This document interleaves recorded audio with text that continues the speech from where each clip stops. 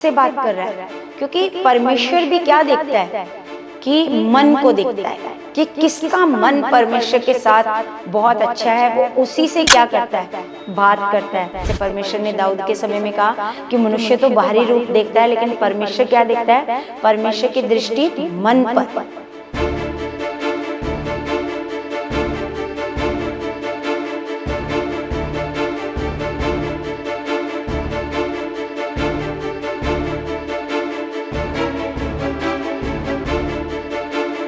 Praise the Lord everyone, God bless you all. परमेश्वर आपको बहुत सारी बरकतें और बहुत सारी आशीषें मसीह में दे चुके हैं, और सच में परमेश्वर महान परमेश्वर है, और सच में हमारे मन की भावनाओं को जांचने वाला परमेश्वर है। और सबसे पहले परमेश्वर ने कहा कि अपने मन की रक्षा करो। हर एक चीज़ से पहले किस चीज़ की रक्षा करनी है? मन की रक्षा करनी है कलीसिया। जैसे ये जो मन है ना, जैसे हम जानते हैं कि जब हम परमेश्वर के ज्ञान को अच्छे तरीके से नहीं जानते थे तो हम सोचते थे ये मन कहाँ होता है, ये मन यहाँ होता है ना।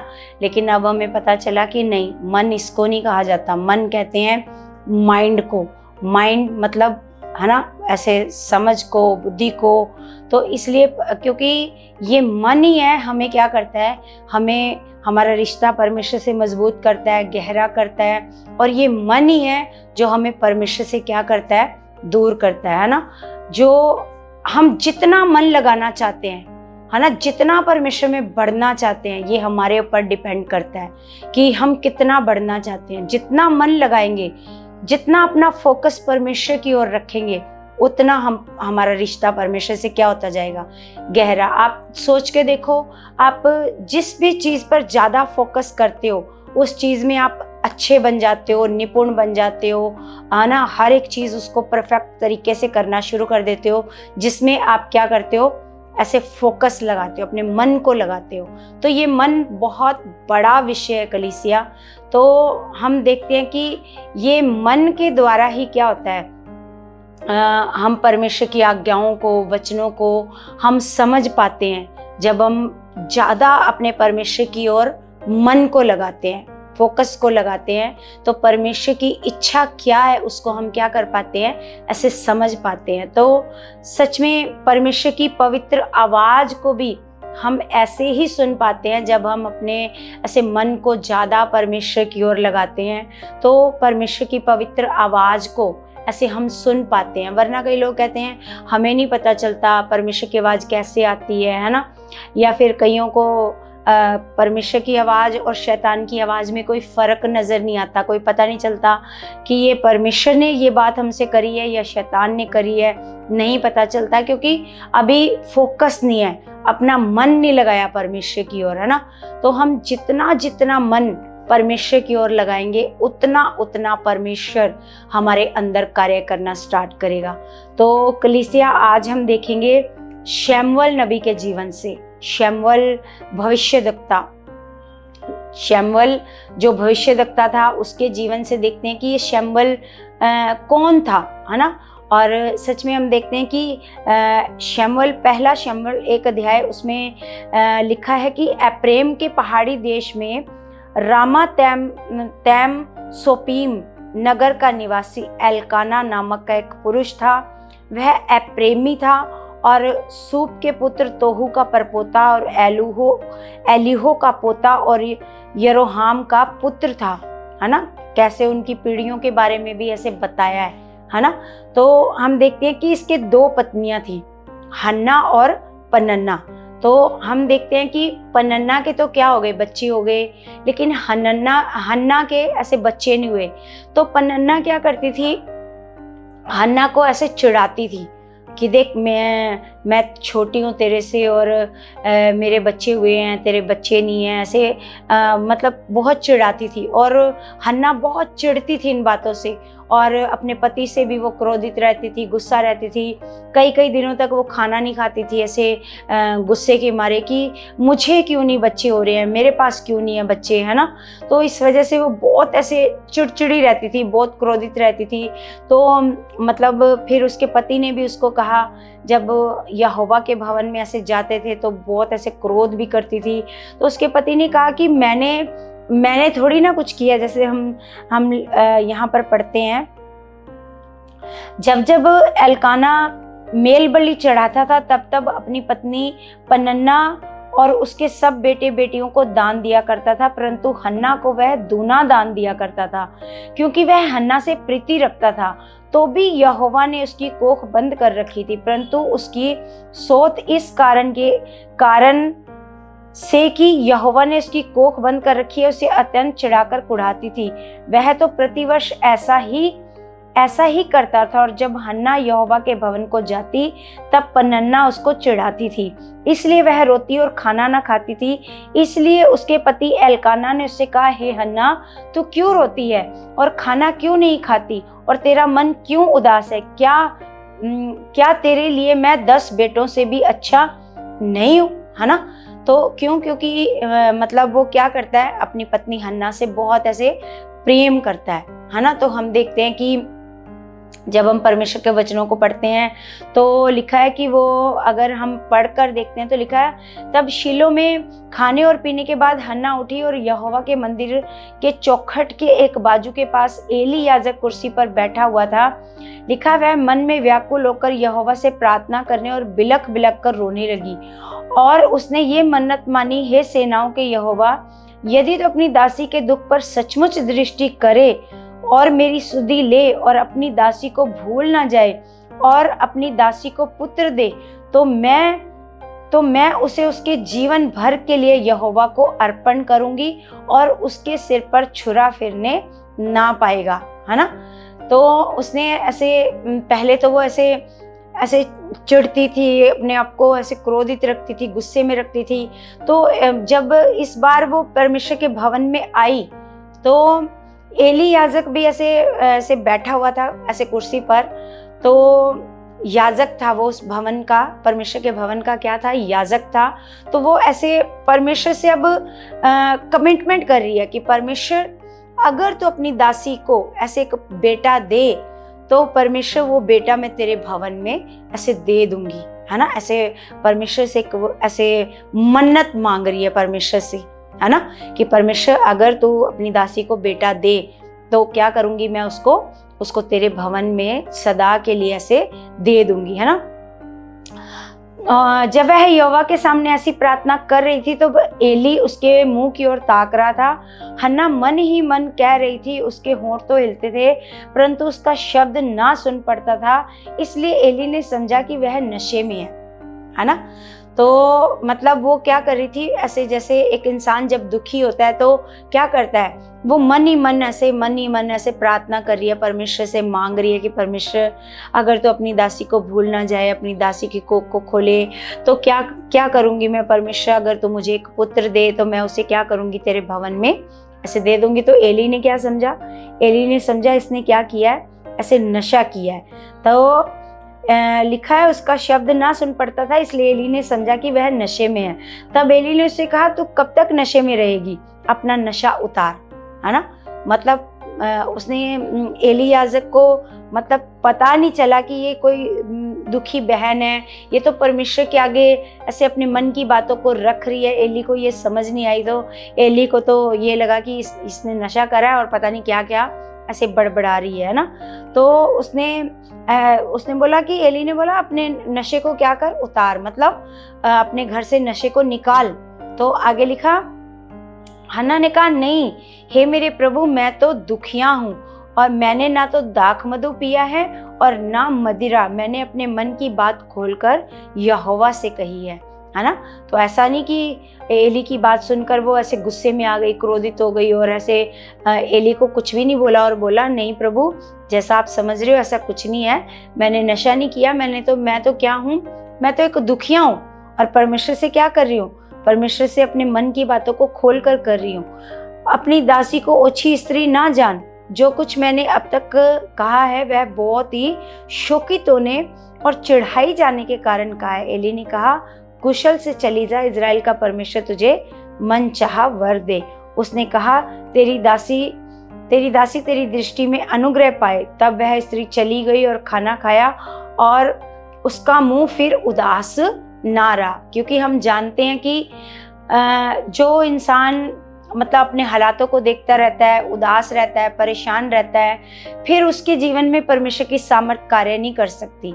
लेकिन जो अपनी उदासी को छोड़ देता है, अपना सारा मन किस पर लगा लेता है, अपना सारा मन अपने परमेश्वर पर लगा लेता है, तो परमेश्वर क्या करता है, फिर उसके जीवन में अपनी सामर्थ को क्या करता है, ऐसे प्रकट करता है। तो हम देखते हैं कि फिर उसके बाद जब वो अपने घर जाती है तो शमूएल का ऐसे जन्म होता है ना। तो शमूएल का जब जन्म होता है तो लिखा है कि दूध छुड़ाए जाने तक, जब तक वो दूध पीता है तब तक वो अपने पास रखती है उसको, और दूध छुड़ाए जाने के बाद वो क्या करती है, शमूएल को ऐसे परमेश्वर के भवन में एली याजक के पास उसको छोड़ आती है। जब वो एली याजक के पास उसको छोड़ आती है तो छोटा सा बच्चा ही होता है। जैसे हम जानते हैं कि पुराने समय में माएँ 5 या 6 साल तक अपने बच्चे को क्या करती थी, दूध पिलाती थी, है ना।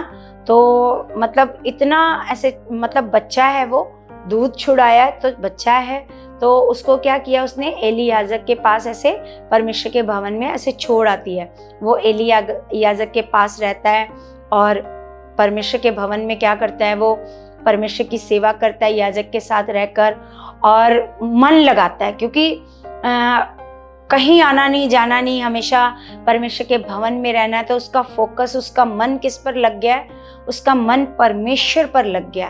तो उसका मन इतना वो ऐसे वफादार बन गया। हम देखते हैं कि वहीं एली याजक के जो लड़के थे वो भी परमेश्वर के भवन में रहते थे, लेकिन वो क्या बन गए, वो ऐसे व्यभिचारी बन गए, लोगों का दान खाने वाले लुटेरे, ऐसे मतलब जो औरतें परमेश्वर के भवन में आती थी उनके साथ पाप करते थे, व्यभिचार करते थे। हम देखते हैं कि जो एली याजक के खुद के बच्चे थे वो इतनी बुराई में चले गए थे, क्योंकि एली याजक ने कभी भी उनको ऐसे डांटा नहीं था, उनको बताया नहीं था, उनसे हमेशा डरता था और परमेश्वर से ज़्यादा उनको ऐसे मानता था। तो इस कारण से ऐसे मतलब देखो, मतलब वो भी ऐसे भवन में रहे हैं, परमेश्वर के भवन में, और शमूएल भी परमेश्वर के भवन में रहा है।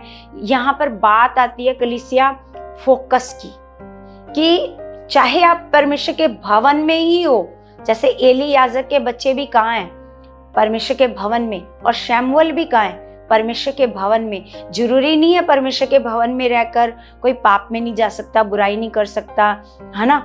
ये यहाँ पर बात आती है मन की। मैंने क्यों शुरू में आपको मन के बारे में बताया कि ये जो मन है, ये मन ही हमें परमेश्वर से दूर लेके जाता है, और मन ही हमें परमेश्वर के साथ रिश्ते को मजबूत करता है, हमारा रिश्ता परमेश्वर के साथ मजबूत करता है। तो हम देखते हैं कि जो एली याजक है उसके खुद के बच्चे बहुत पाप कर रहे हैं, बहुत बुराइयां कर रहे हैं, बहुत गलत काम कर रहे हैं।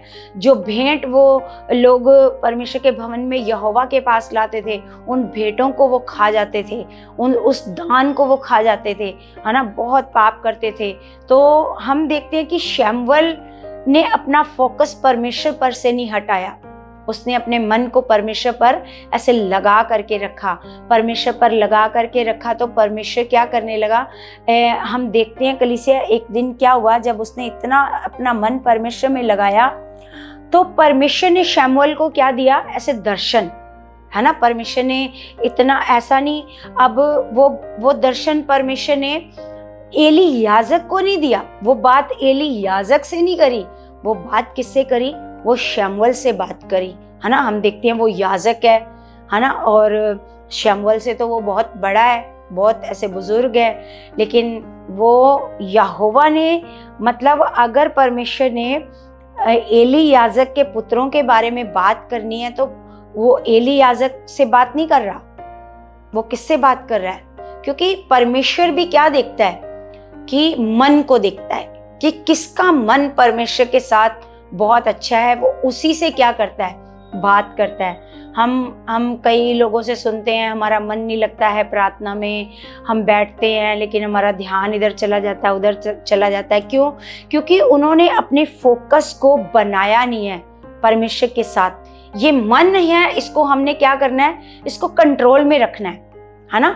जैसे जैसे घोड़े होते हैं, घोड़े भी चंचल ऐसे होते हैं, लेकिन मतलब अगर हम उनको लगाम नहीं लगाते हैं तो क्या हो जाता है, वो मतलब अपनी मन मर्जी से भागने लग जाते हैं। तो इसी प्रकार मन भी है, इस मन को हमने खुद ऐसे अपने कंट्रोल में रखना है। इसने परमेश्वर ने नीति वचन में लिखा है कि सबसे अधिक क्या कर, अपने मन की रक्षा कर। इसका मतलब ये ड्यूटी हमें दी है परमेश्वर ने, मन की रक्षा करने की ड्यूटी। ऐसा नहीं है कि इसको परमेश्वर की ये ड्यूटी है कि परमेश्वर हमारे मन को कंट्रोल करेगा, परमेश्वर स्थिर करेगा, परमेश्वर ऐसे करेगा, नहीं। अगर ऐसा करना होता तो परमेश्वर वहां पर लिख देता वचनों में, लेकिन परमेश्वर ने लिखा है कि तू अपने मन की क्या कर, रक्षा कर। और सबसे ज्यादा रक्षा किसकी कर, अपने मन की। तो हम देखते हैं कलीसिया 3 अध्याय में लिखा है, वह बालक शमूएल एली के सामने यहोवा की सेवा टहल करता था, है ना।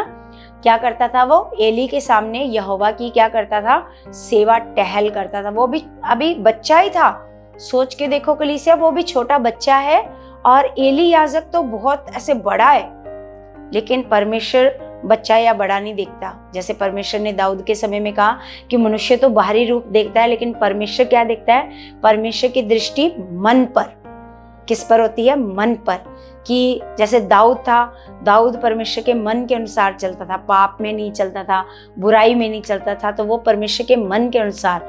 तो परमेश्वर की दृष्टि किस पर होती है, ऐसा नहीं कि वो बहुत सालों से है, बहुत बड़ा है, तो परमेश्वर को एली से बात करनी चाहिए, ऐसा नहीं हुआ।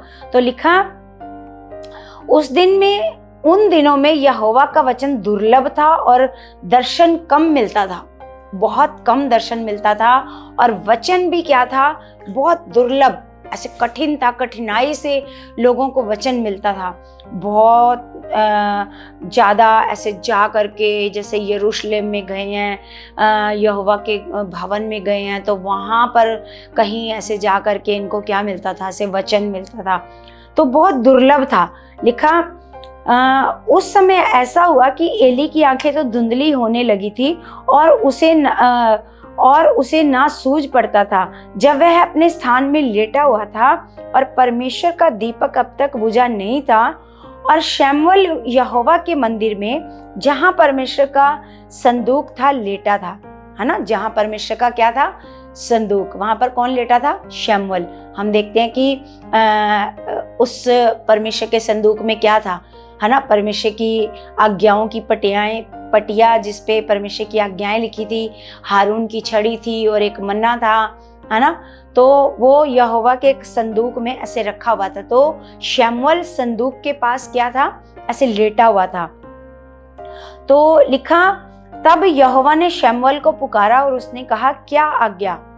लिखा, तब उसने एली के पास दौड़कर कहा, क्या आज्ञा, तूने तो मुझे पुकारा है। वह बोला, नहीं, मैंने नहीं पुकारा, फिर जा लेट रहे, है ना। तो जब शमूएल को आवाज आई परमेश्वर की, तो शमूएल अभी बच्चा है, वो पहचान नहीं पा रहा कि ये किसकी आवाज है।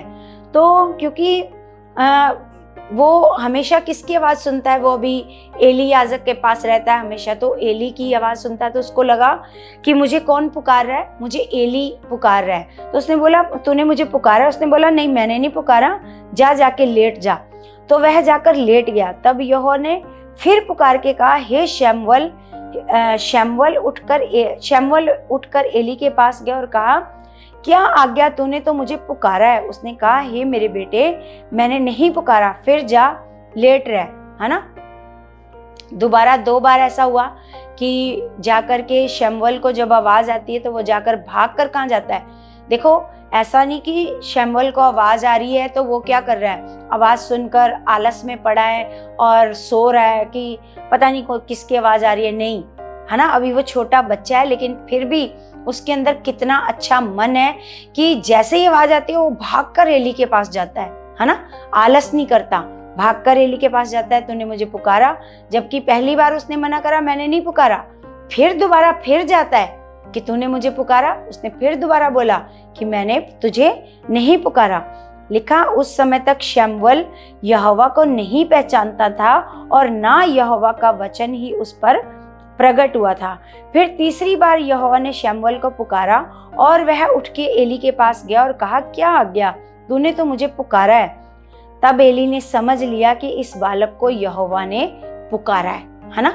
अब एली को समझ में आ गया कि अब इसको कौन इससे बात करना चाहता है, कि इससे परमेश्वर बात करना चाहता है। तो लिखा है, इसलिए एली ने शमूएल से कहा, जा लेट रह, और यदि वह तुझे फिर पुकारे तो तू कहना, हे यहोवा कह, क्योंकि तेरा दास सुन रहा है। अब एली ने उसको समझा दिया कि अब अगर आवाज आए तो क्या करना, कहना कि हाँ यहोवा तेरा दास क्या कर रहा है, सुन रहा है, तू क्या कर, ऐसे मुझसे बात कर, है ना। तो जो कुछ कहना है मुझे क्या कर, मुझे बता। लिखा, तब शमूएल अपने स्थान पर जाकर लेट गया। तब यहोवा आ खड़ा हुआ और पहले के समान पुकारा, शमूएल शमूएल। शमूएल ने कहा, कह, क्योंकि तेरा दास सुन रहा है। यहोवा ने शमूएल से कहा, सुन, मैं इज़राइल में एक ऐसा काम करने पर हूँ जिससे सब सुनने वालों पर बड़ा सन्नाटा छा जाएगा। उस दिन मैं एली के विरुद्ध वह सब कुछ पूरा करूंगा जो मैंने उसके घराने के विषय में कहा, उसे आरंभ से अंत तक पूरा करूंगा, क्योंकि मैं तो उसको ये कहकर जता चुका हूँ कि मैं उस अधर्म के कारण जिसे वह जानता है सदा के लिए उसके घर का न्याय करूंगा, क्योंकि उसके पुत्र आप शापित हुए हैं और उसने उन्हें नहीं रोका। तो अब क्या कर रहा है परमेश्वर ने जो मतलब करना है, अब जैसे कुछ भी परमेश्वर ने करना है तो परमेश्वर क्या करता है, पहले ऐसे प्रकट करता है, पहले बता देता है। जैसे परमेश्वर ने ऐसे सदोम और अमोरा के बारे में ऐसे पहले से क्या किया, ऐसे बता दिया अब्राहम को, है ना। तो हम देखते हैं कि जब भी जैसे जल प्रलय आने वाला था तो उससे पहले किसको बता दिया, ऐसे नूह को बता दिया। तो अब एली के लड़कों को नाश करना है ना, तो क्या परमेश्वर ने किसको बता दिया, अब शमूएल को। जब शमूएल को बताया तो लिखा है कि मैं क्या करूंगा, लिखा है, इस कारण मैंने एली के घराने के विषय ये शपथ खाई कि एली के घराने के अधर्म का प्रायश्चित ना तो मेल बलि से कभी होगा और ना अन्न बलि से। शमूएल भोर तक लेटा रहा, तब उसने यहोवा के भवन के किवाड़ों को खोला और शमूएल एली को दर्शन की बातें बताने से डरा। तब एली ने शमूएल को पुकार कर कहा, हे मेरे बेटे शमूएल। वह बोला, क्या आज्ञा। तब उसने पूछा, वह कौन सी बात है जो यहोवा ने तुझसे कही, उसे मुझसे ना छिपा। जो कुछ उसने तुझसे कहा हो, यदि तू उसमें से कुछ भी मुझसे छिपाए तो परमेश्वर तुझसे वैसा ही वरन उससे भी अधिक करे। तब शमूएल ने उसको रत्ती रत्ती बातें कह सुनाई और कुछ भी ना छिपा रखा। वह बोला, वह तो यहोवा है, जो कुछ वह भला जाने वही करे। तो यहाँ पर भी ऐसे उसने मतलब एली याजक ने ऐसे नहीं सोचा कि चलो मैं अब भी क्या करता हूँ, अपने बच्चों को बताता हूँ, वो अब भी क्या कर लें, परमेश्वर के आगे घुटने टेक लें, प्रायश्चित कर लें। तो परमेश्वर क्या करता है, परमेश्वर बचाता है ना। परमेश्वर जब भी कोई परमेश्वर के पास कितना भी गुनाहगार है, कितना भी पापी है, जब परमेश्वर के पास जाकर घुटने टेकता है, परमेश्वर से माफ़ी मांगता है, तो परमेश्वर क्या करता है, उनके सारे गुनाहों को क्या कर देता है, परमेश्वर क्षमा कर देता है। तो कलीसिया हमें यहाँ पर देखते हैं कि किस प्रकार परमेश्वर मन के अनुसार क्या करता है, परमेश्वर बात करता है, चाहे उसके लिए कोई मायने नहीं रखता, ये गोरा है, काला है, छोटा है, बड़ा है, कैसा भी है, लेकिन वो क्या देखता है, परमेश्वर क्या देखता है, मन को देखता है ना। तो हम देखते हैं कि कैसे परमेश्वर ने पहले हन्ना के मन को देखा, कि हन्ना ने जब एक स्ट्रॉन्ग मन बनाया, परमेश्वर से एक मन्नत मानी, अपने मन को तैयार किया कि परमेश्वर अगर आप मेरे को बेटा दोगे तो मैं उस बेटे को क्या करूंगी, आपके भवन में दे दूंगी। तो उसने जो परमेश्वर से वादा किया, क्योंकि एक माँ है, बहुत मुश्किल है कि अपना ऐसे दूध पीते बच्चे को क्या करे, वो ऐसे परमेश्वर के भवन में दे, है ना।